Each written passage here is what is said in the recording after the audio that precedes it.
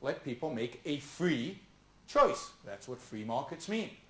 So there's no free market in the mortgage business in the United States. There's no free market in the housing business. Housing is heavily regulated, particularly use of land regulations, where you can build homes, how many homes, what kind of homes, how close to businesses, how close to industry, where they're put.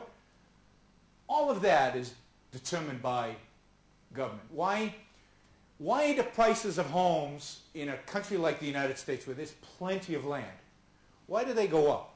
California, I live in California. California's a beautiful place. Lots of people want to move there and live. At least they used to. Right now they're leaving California. Why economically would house prices continue to go up? Demand is there. People keep coming in. But what do you expect when demand increases? What do you expect to happen on the other side of the economic equation to adjust to that demand? More buildings being built. More supply. More homes being built. And what would happen to prices over time as a consequence of that? They wouldn't change that much. There's no reason, and indeed if you look at places where housing is easy to build and where there's plenty of land or where people build in spite of the demand, house prices don't change that much. They adjust to inflation, maybe a little bit above inflation, but housing is not a productive asset. You don't create anything through housing. So there's no reason for its value to continue to increase. Yet in California, house prices starting in the 70s went like that. Why? Well, because supply was restricted. Supply was constrained. The government, that entity that supposedly, didn't intervene in market, started to say you can't build here, you can't build there, this is a green zone, there's too fast growth, we don't want you over here. And supply, particularly in coastal California, in the nice areas, near the beaches, was heavily constrained, and therefore prices went up.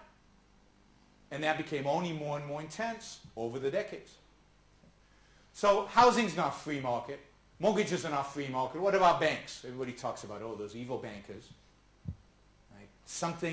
There's something bad about banks. They caused this. They were unregulated. They took on risks that they shouldn't have taken. The notion that banks are unregulated is one of the most ludicrous, absurd notions anybody could ever come up with. Banks are the most regulated entity in the United States.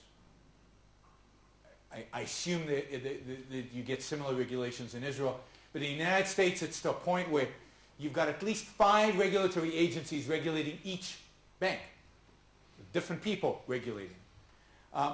When a bank starts, if you start a business, right, in Israel, in the US, doesn't matter, you get to decide who the CEO is going to be. You get to put together a business plan. You get to go out and raise capital. You get to make those decisions. You don't need, you have to fill in forms to start a business, and it can be a hassle. But basically, it's your business. You make the decisions. Well, when you start a bank, that's not true. When you start a bank, the regulators have to approve management. Regulators have to approve the business plan. Regulators have to approve who you get money from, the capital. They have to approve every single decision you make over the first 2 years of your existence.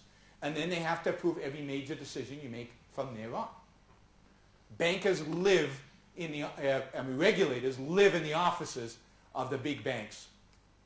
They're involved in every decision being made, or every major decision being made. The notion that banking is unregulated is ludicrous. So I believe it's quite obvious to anybody who looks at the facts that this crisis was not caused by capitalism, because there was no capitalism to cause it. There was some freedom, more freedom in America than maybe some other countries. But there's a mixed economy in the US. There's some freedom and lots of regulations. And if you take, for example, high tech, and you say high tech in America is 80% free, 20% regulated, something like that. 20% government involvement, 80% freedom, maybe 85, maybe 75, you could quibble. Banking, mortgages, housing, particularly banking, is somewhere between 70 and 80% regulated and only 20% free. And yet, that 20% that's free is blamed for everything. Now, if you look at this crisis, if you look at the global crisis, but in particular the crisis in the United States. There are a few obvious causes for this crisis, and none of them have to do with free markets. All of them, if you dig just a little bit deeper, all of them have to do with incentives created by government regulation. Now, in my view, the number one cause of the crisis in the U.S. and really globally is monetary policy. It has to do with the central banks. I'm not going to get too technical on you, but let's just put it this way. After 9/11 and after the collapse of the internet stocks in 2000, 2001, the Federal Reserve in the United States lowered interest rates to 1%. Now, inflation at the time was somewhere close to 3%. You basically had negative rates of return, the interest rates being below the rate of inflation for 2.5 years in the United States. When you have negative rates of return, what do people do? You're encouraging, you're almost subsidizing the idea of taking on debt, of borrowing money. And surprise, surprise, starting in 2002, 2003, people started borrowing money everywhere. They borrowed on their homes, they borrowed on their credit cards, companies borrowed, governments borrowed, everybody borrowed money because it was so damn cheap. And people got overextended. And Alan Greenspan came out in 2004 and said, we've entered a new era, an era of low interest rates. They're going to be low forever.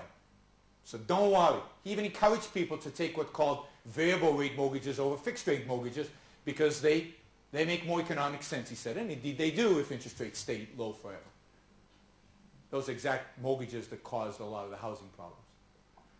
So people took on too much debt, which when interest rates went up, as they always do, they couldn't pay back.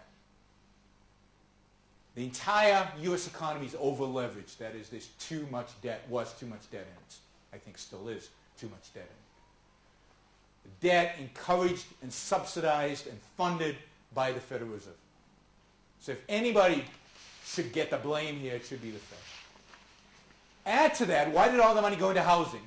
Well, add to that the constant subsidization of the housing policy, what I talked about before, Freddie and Fannie and the Federal Home Loan Bank and a whole list of entities in the United States focused on getting people to buy homes. This crisis, in my view, was caused by those two elements. And there are lots of other little regulations that caused particular entities within the marketplace to malfunction, all because of government intervention. And I don't think this is hard stuff. I don't think this is complicated. I don't think people should mess this up as much as they have in terms of interpreting what really happened.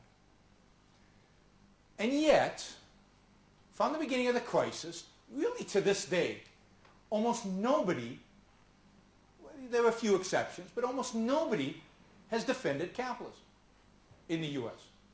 Even free market economists have kind of done, been squirmish or been uncomfortable about coming out and actually defending free markets and defending capitalism. Many of them have just rolled over and accepted many of the state interventions that have been a response to the current crisis. And in general, you just don't see real passion, real excitement, real energy behind the defense of capitalism broadly. And, and some might say, well, that's because, maybe this crisis was caused by government, but capitalism has been a failure, so nobody